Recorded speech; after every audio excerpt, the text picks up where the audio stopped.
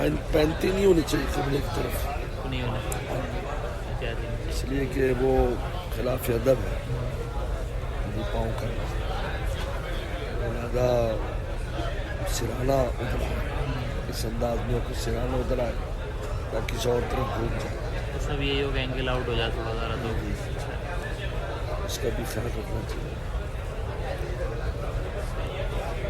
قبلے کی بہت زیادہ سخت آداب، اس لیے اسی وجہ سے پیغمبر سے تھوکنا بھی منع فرمایا کہ قبلے کی طرف تھوکو نہیں، بلکہ جو تھوکے گا وہ تھوک جو ہے قیامت کے دن اس کی دونوں آنکھوں کے درمیان لگا اگر آگ ہوگی. اتنی سختی جب تھوکنا منع ہے پھر پاؤں کرنا یا پیشاب کرنا کیسے منع نہیں ہوگا. اس لیے اس کی بڑی اس میں سختی ہے.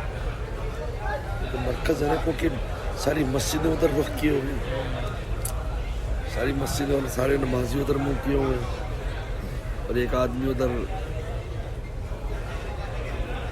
بلا وجہ پیٹھ کی بھی نہیں کرنی چاہیے انسان کو. اگر بلا وجہ ہوتی ہے تو منہ کر کے بیٹھنا یہ بھی آداب میں سے، اس کا بھی اجر ملتا ہے.